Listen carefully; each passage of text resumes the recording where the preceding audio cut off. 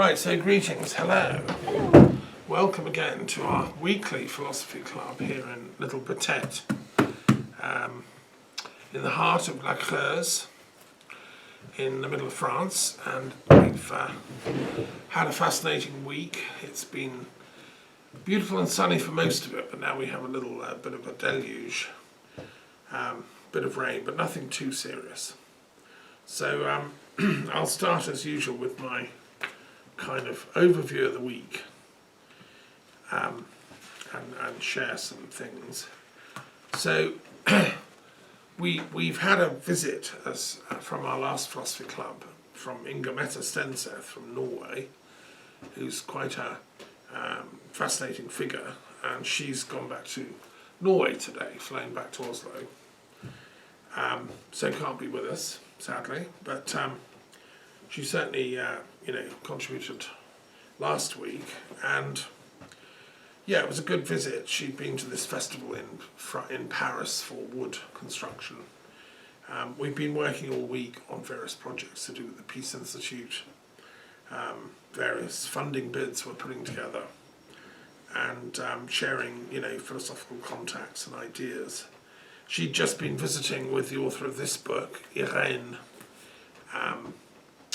Dupuy-Couturier in Paris, who's written a book about the future of humanity, inspired by, I think, the work of Alain de Vulpian, a sociologist and philosopher in Paris, who's just recently died, sadly. And they're looking at, what's going to happen in the future, where's humanity going, is AI the answer, or are there other things? As you know, if you've come to this philosophy club before, I believe we need to balance AI, artificial intelligence, with human intelligence, HI, and even divine intelligence, DI, which we'll be talking about later when we do the faiths and the tarot of the gods. That's new territory. We don't really know what DI is. Nobody talks about it. I think I'm the only guy to have coined the phrase, but intellectuals are talking about it to some extent. And the notion of spiritual intelligence has been developed. We also heard about our friend Jason Gregory, a friend of Inger Mette, who is teaching about divine intelligence, running workshops in Asia and Scandinavia. This is a brilliant book, which we've been using in our prayers, which we do every day here, because I believe that prayer is a contact point for the divine intelligence, and a lot of my work comes through that, inspirational downloads, if you want. And so that's important. We've also been celebrating International Women's Day yesterday. So yesterday was, worldwide celebration of women in different countries, different parts of the world. Inger Mette was on a Zoom call with, 100 women in Pakistan who are coming together, trying to empower women with small businesses and just generally social upliftment. I mean, Pakistan is a new country using the Islamic model, but there's nothing in Islam that says women have to be kept down. On the contrary, Muhammad and his circle have many powerful, amazing women in them. And in fact, Islam itself would never come into being without Khadija, the first wife of Muhammad, who was one of the wealthiest women in Mecca, and Muhammad worked for her as her, head of caravan business, because they were traders, and he was in charge of the great long caravans that would go to Syria or Iraq or wherever, or Yemen. And that's, I think, where he got a lot of his inspiration, by meeting people to eventually download the Quran. After like a 15-year period working with and for his wife, Khadija. So it was a woman who really made Islam possible. And we do know that she was a Christian before she met Muhammad. It was her that was into the prophets, that knew about Jesus, that knew about, the whole tradition of prophets. She was part of a Gnostic Christian group that used to meet in Mecca with her cousin, Waraka. And I've explained all this in my commentary on the Quran. This is just new stuff that's being explored and discovered by modern day scholarly interpretations of Islam. And it's really interesting. So I think, so the women of Pakistan are quite amazing. They're working in that Khadija tradition. And then, yes, so International Women's Day is very important. We also had some fascinating visits. We had a visitor coming round the museum this week, a Buddhist, French, who enjoyed seeing all the different rooms that we have here, dedicated to the 9 muses. And in a sense, those 9 muses are symbolic of the power of the feminine to make a difference for the world, to inspire the writers, poets, intellectuals, and so on. Also this week I've been doing my library duty, which I still do in the village, as a great book lover. So I'd like to share a couple of books. I suppose the reason I love books is because my parents were very learned people, book lovers, believed in education. And this book is by my father, George Daffern. This is his signature. He writes A Small Attempt at a Big Problem, George, with love, dedicated to the family and to his wife, my mother.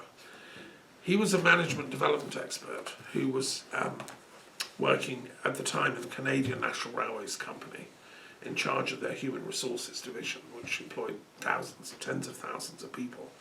And of course, in all working environments, there's always friction, conflict between different personalities, different people, fighting over which bit of the job they should be doing and in what order.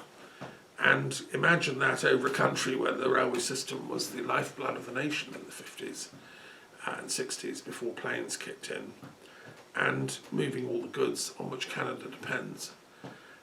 He was based in Montreal, but was travelling throughout the whole country all the time. And I remember as a little boy, him coming back from a journey to Vancouver to sort out some problem or something. Anyway, he wrote this book in 1960 about the responsibility that management has for getting it right on the planet. And I just want to read the first paragraph. A man has reached the most vital dilemma of his career, as we've known since 1945. He has, by the use of his intelligence, brought himself to the point where he can go forward to a much higher form of life on Earth, or he can remove himself from it. So far, his intelligence has been used to utilize the material things of nature, and very little to get to know himself and to put himself to best purpose. Despite the humanitarian laws and justice that man conceived, and that have been handed down for thousands of years, man still fights his fellow creatures for the material wealth on Earth.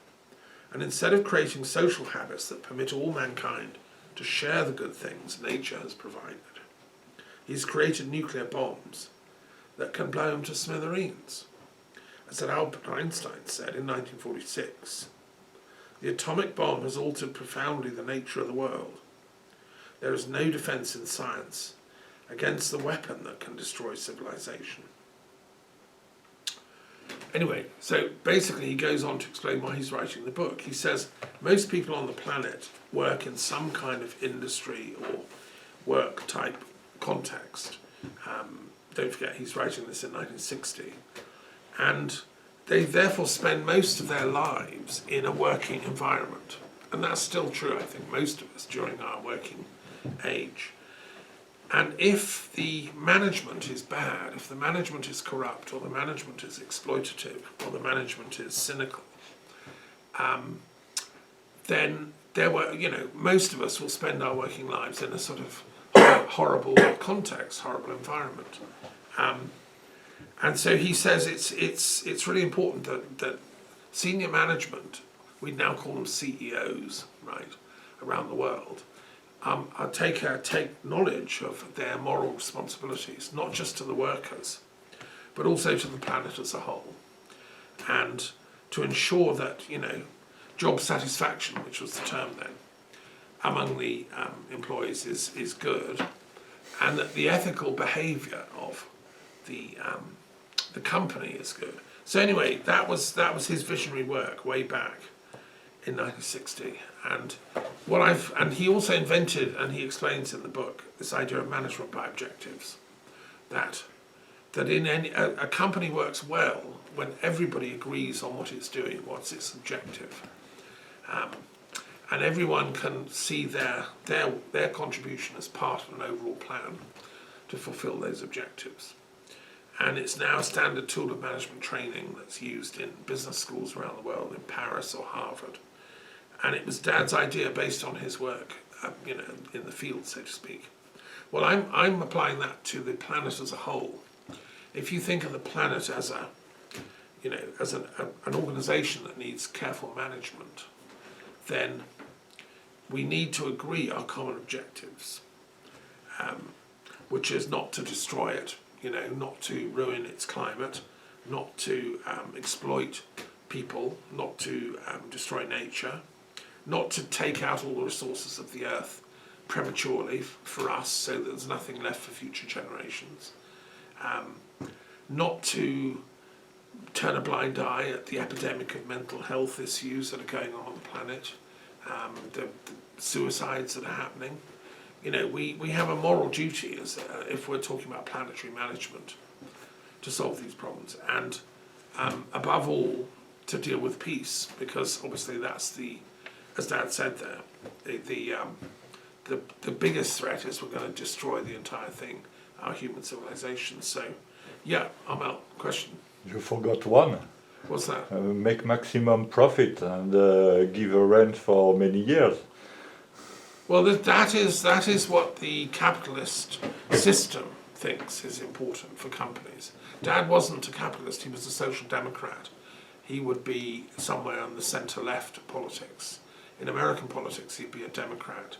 In Britain, he'd be a Liberal Democrat. And in France, I don't know, he'd be someone believing that it's possible to have successful companies, but also that work, for the benefit of the employers, not just for the bosses that cream off the capital.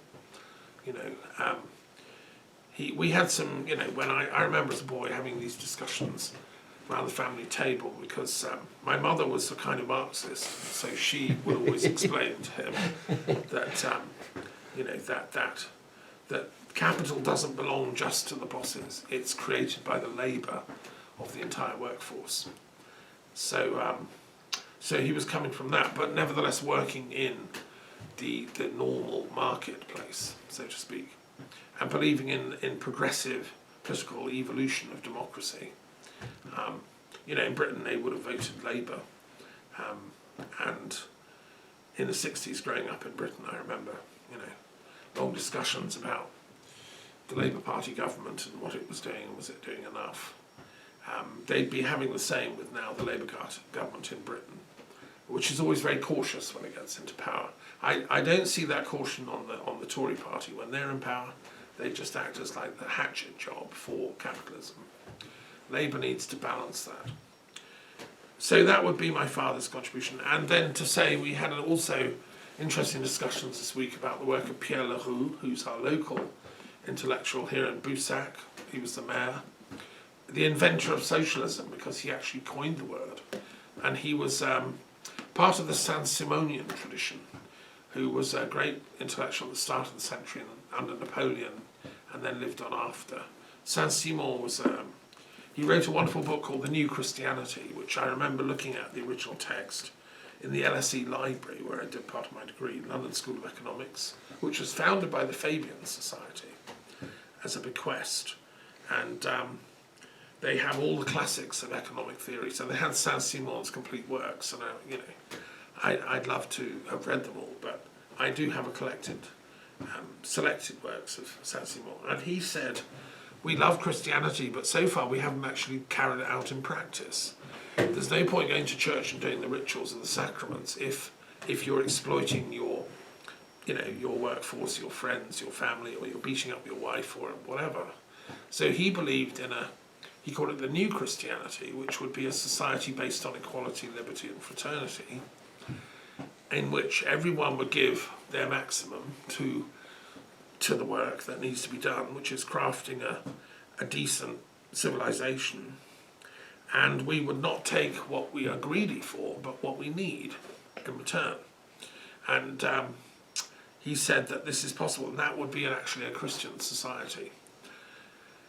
Anyway, Pierre Leroux, the local lad, he followed on from that, and when Saint-Simon died, he carried on writing, and he talks about, you know, his vision of where to go with that.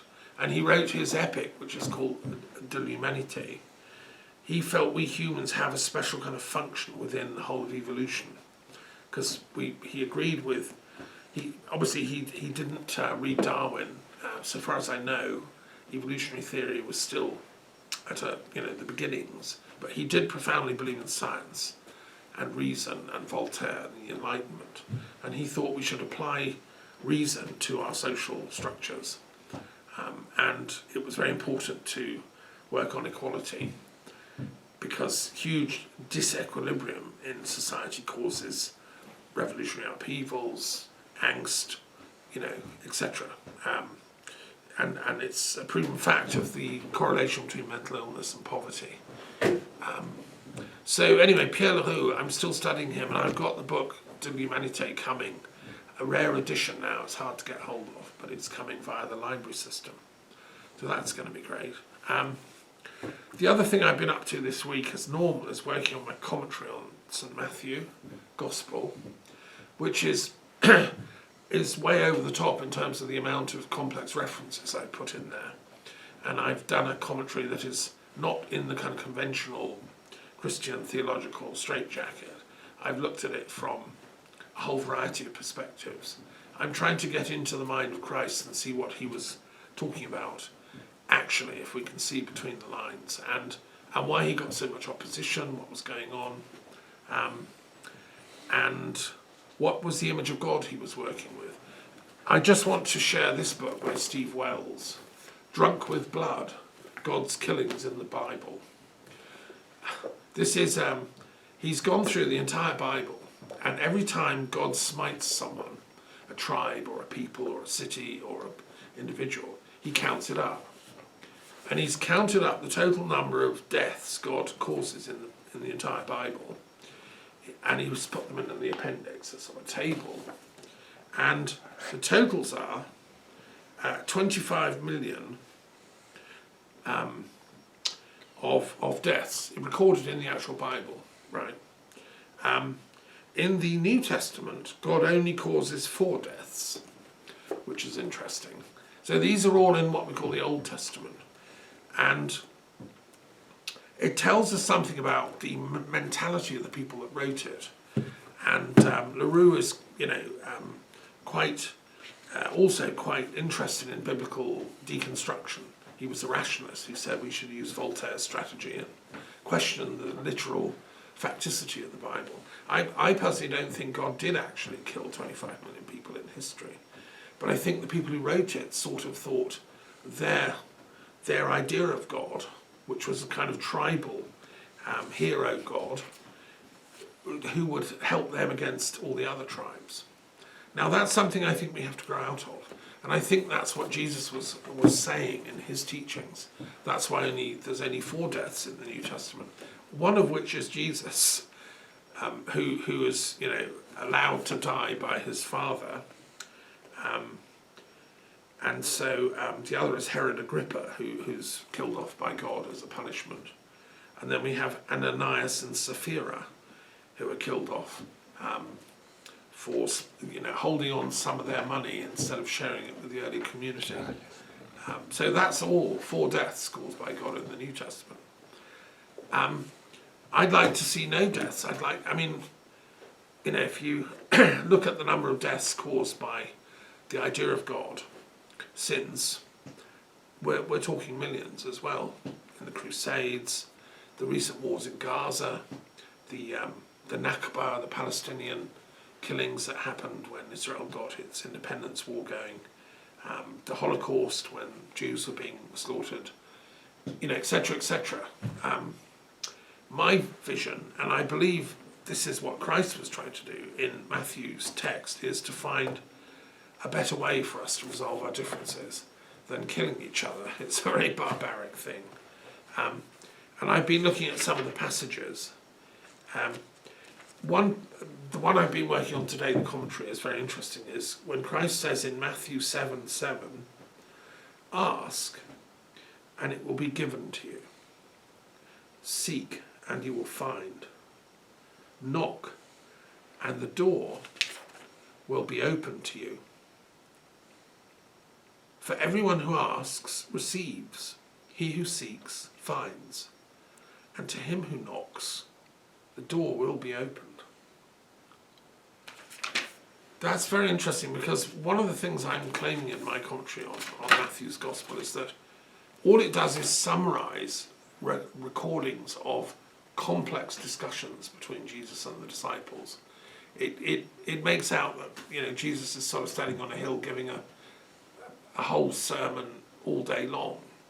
But I think that's just a literary device. I think the fact is Jesus was having some public sermon type things, like the Sermon on the Mount, but then other times he'd have private discourses.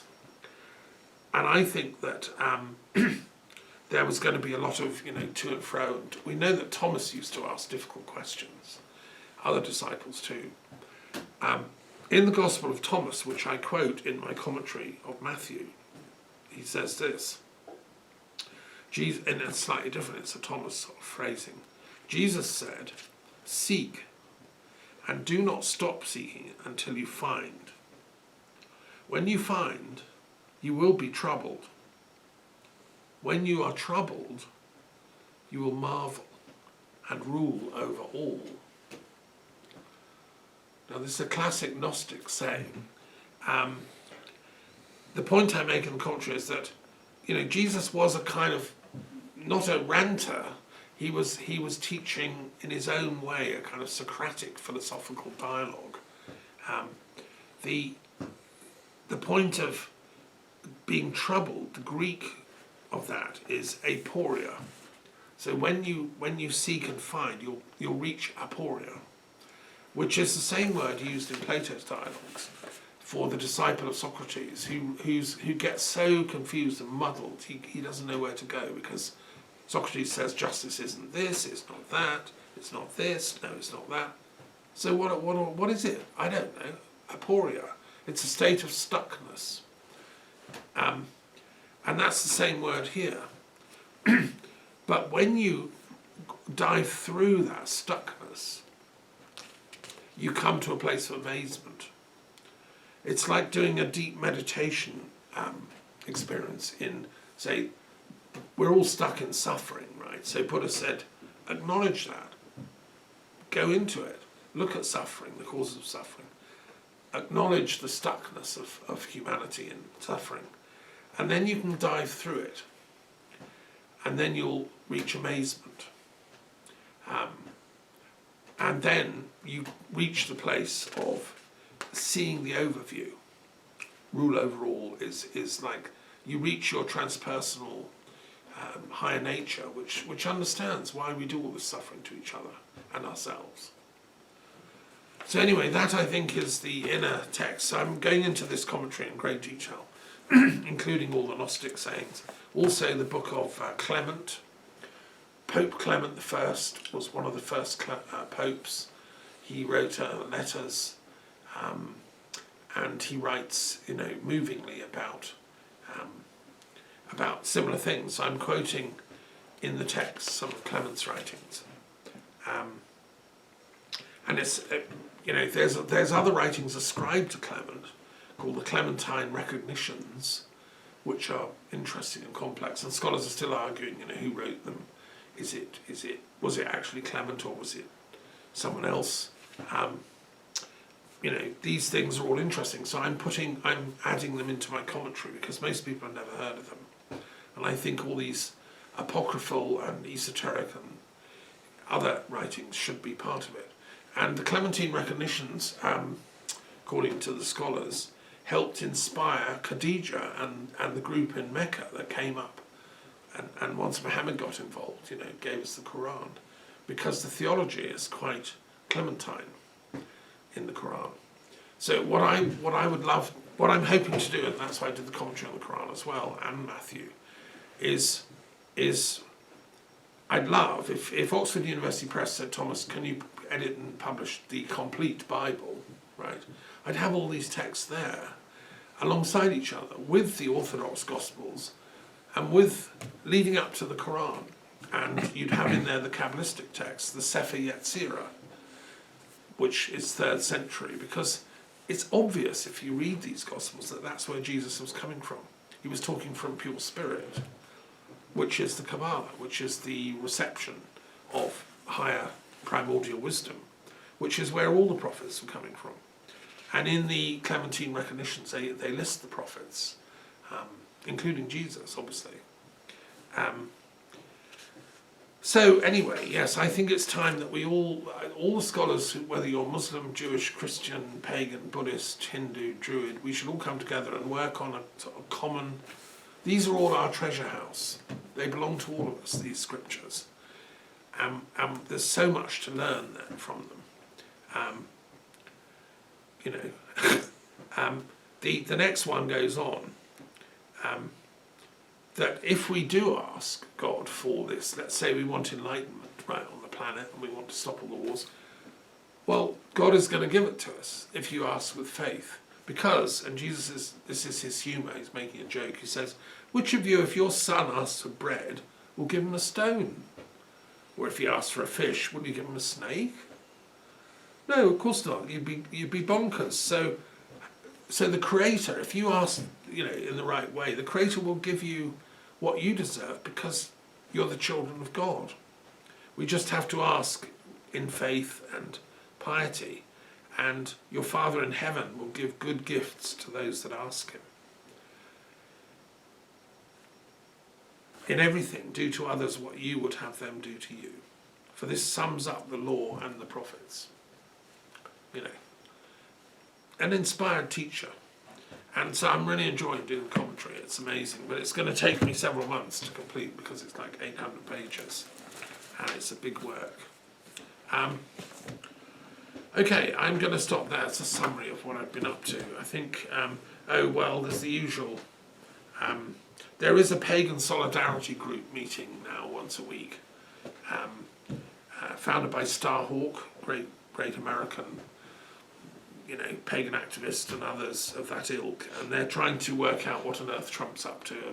Is he going to start, burning witches and things with his crazy kind of evangelical nonsense? And I received some stuff from them. Trump has just issued a kind of presidential order. He's ruling by executive order, which is actually illegal. And he wants. It's hard to read the text, but it's basically he's rescinded all restrictions on forest management and tree chopping. So it's as if he's now lifted America can chop all its trees down whenever it wants. Forget about all the ecological, environmental protection stuff. That's which is just obviously bonkers. And as Druids, who are tree lovers, we're concerned about that. So the American Druid community are monitoring the situation, let's put it like that, because Trump is, if you see trees only as a kind of economic product, and you want to maximise profits and you cut them all down, then that will exacerbate global warming because they're sort of holding the balance by anchoring the carbon that is emitted, and they put out oxygen, so we can't afford to lose all these trees. So his dismissal of green ecosophy is worrying. And also is worrying, of course, is the Canada-USA nonsense that, again, Trump, apparently, according to the experts, knows nothing about what tariffs are. He thinks it's going to hurt Canada. It's actually going to hurt America. It's going to damage America. So when I did meetings in Parliament in the UK House of Lords, I kind of did it with an eye on, as an educator, like, somebody's got to go and teach ethics to our politicians. And I called them ethics and peace. And some parliamentarians would come along, members of the House of Lords, a few MPs, and I just think somebody should be doing meetings like that in the Congress. You can work with a congressman. I mean, Marianne Williamson can go to Congress once a month, invite some leading intellectuals who care about ethics, and just have discussions. You don't have to be a congressperson to use the facilities of the building. I think it'd be really good to reclaim it for normal discourse, and then film it and distribute it, because the American people deserve better than they're getting. And if I was an American citizen, that's what I'd be doing now. I'd be calling philosophy clubs in Congress, right, and inviting Musk and the Trump lot and their opponents and having a discussion. And I think it would show up the poverty of the thinking behind the whole Trump nonsense. And then there's Ukraine and Russia and NATO, and that's even before we discuss whether he, again, I think he doesn't really realise the consequence of what he's been doing. But he's learning on the job. So let's hope that, my idea of a nonagon, a peace institute in America by statute law with the funding support would have the skills to actually build peace in these conflicts around the world, including Ukraine and Russia. That's what we need. And I want in Ireland the same, as I've written to the Irish Prime Minister recently. So there we are, that's my little week. Busy, and it's like surfing the rapids on a river as you go downstream through the flow of time. Okay, any comments or extra things to add? Did I miss anything out? Yeah. Yes, I guess everybody is seeing the time going very fast at that period. I just wanted to go through the Gospel of Matthew. Okay. And also from Thomas' perspective. I guess it's not the same level. On Thomas' perspective is the, comment on dit, le royaume. Hein? You look for the royaume. You're seeking the royaume. You're seeking. You're looking for the kingdom of yes. God. And Matthew, I do not understand. He said that. He said, whatever you ask, you will be given. I feel very comfortable with that. It looks like you see a tyrann would say, you should ask that for that or for that or for that.